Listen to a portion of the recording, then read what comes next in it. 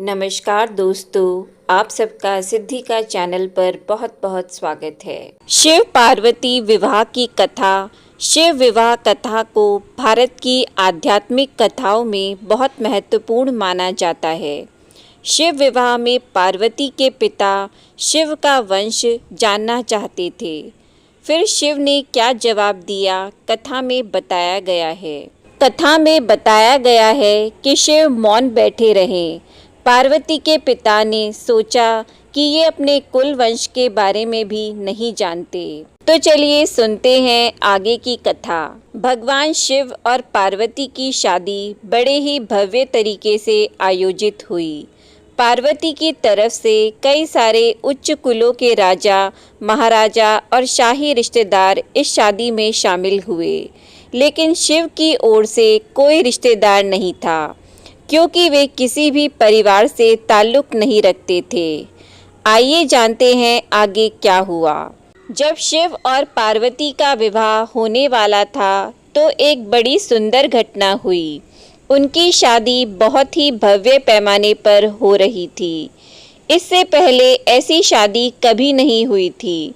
शिव, जो दुनिया के सबसे तेजस्वी प्राणी थे, एक दूसरे प्राणी को अपने जीवन का हिस्सा बनाने वाले थे।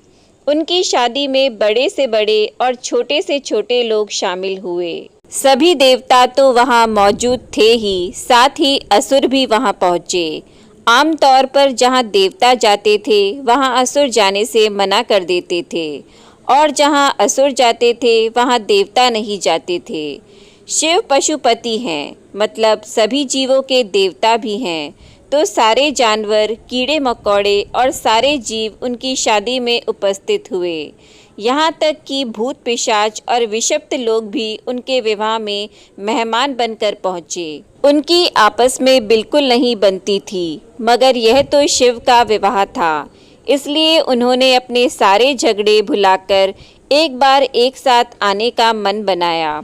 यह एक शाही शादी थी, एक राजकुमारी की शादी हो रही थी, इसलिए विवाह समारोह से पहले एक अहम समारोह होना था। भगवान शिव और देवी पार्वती की वंशावली की बखान की रस्म, वर वधू दोनों की वंशावली घोषित की जानी थी।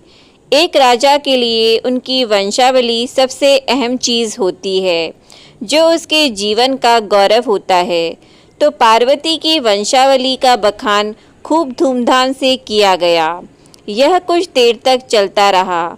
आखिरकार जब उन्होंने अपने वंश के गौरव का बखान खत्म किया तो वे उस ओर मुड़े जिधर वर शिव बैठे हुए थे।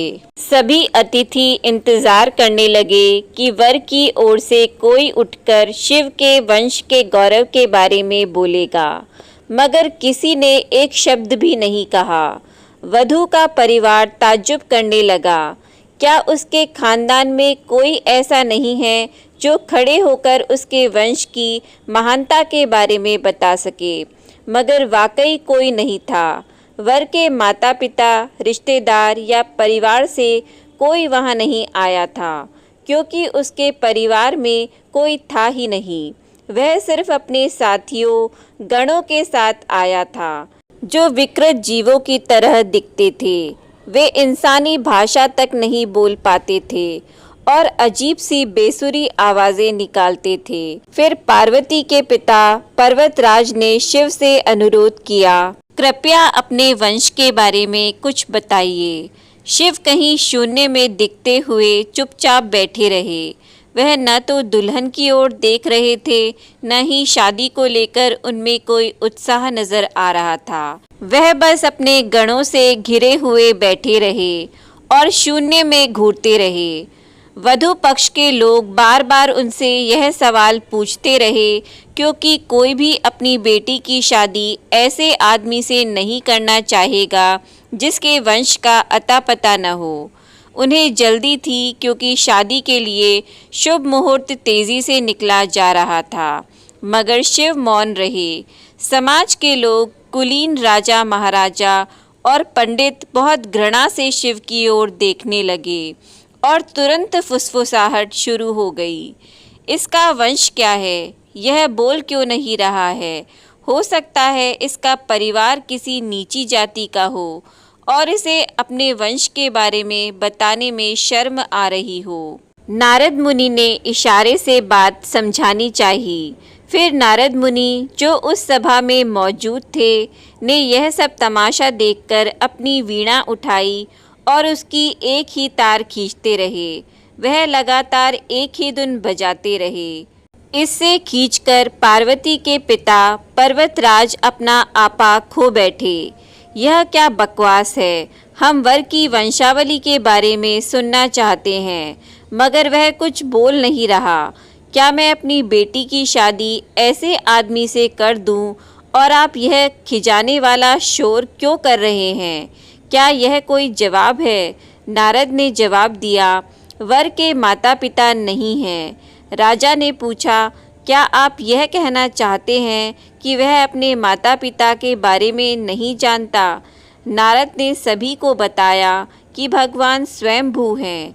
नहीं, इनके माता पिता ही नहीं हैं, इनकी कोई विरासत नहीं है, इनका कोई गोत्र नहीं है, इसके पास कुछ नहीं है, इनके पास अपने खुद के अलावा कुछ नहीं है। पूरी सभा चकरा गई। पर्वतराज ने कहा, हम ऐसे लोगों को जानते हैं जो अपने पिता या माता पिता के बारे में नहीं जानते। ऐसी दुर्भाग्यपूर्ण स्थिति हो सकती है, मगर हर कोई किसी न किसी से जन्मा है। ऐसा कैसे हो सकता है कि किसी का कोई पिता या माँ ही न हो? नारद ने जवाब दिया, क्योंकि यह स्वयंभू हैं। इन्होंने खुद की रचना की है। इनके न तो पिता हैं न माता, इनका न कोई वंश है न परिवार। यह किसी परंपरा से ताल्लुक नहीं रखते और न ही इनके पास कोई राज्य है। इनका न तो कोई गोत्र है और न कोई नक्षत्र, न कोई भाग्यशाली तारा इनकी रक्षा करता है। यह इन सब चीज़ों से परे हैं। यह एक योगी हैं और इन्होंने सारे अस्तित्व को अपना एक हिस्सा बना लिया है। इनके लिए सिर्फ एक वंश है, ध्वनि। आदि शून्य प्रकृति ने जब अस्तित्व में आई तो अस्तित्व में आने वाली पहली चीज़ थी ध्वनि। इनकी पहली अभिव्यक्ति एक ध्वनि के रूप में है। ये सबसे पहले एक ध्वनि के रूप में प्रकट हुए। उसके पहले ये कुछ नहीं थे। यही वजह है कि मैं यह तार खींच रहा हूँ। तो दोस्तों, कैसी लगी आपको हमारी ये वीडियो? नीचे कमेंट बॉक्स में ज़रूर बताएं। वीडियो पसंद आया हो तो वीडियो को लाइक और शेयर ज़रूर करें और हमारे चैनल को सब्सक्राइब करना न भूलें। आपका वीडियो देखने के लिए बहुत बहुत धन्यवाद।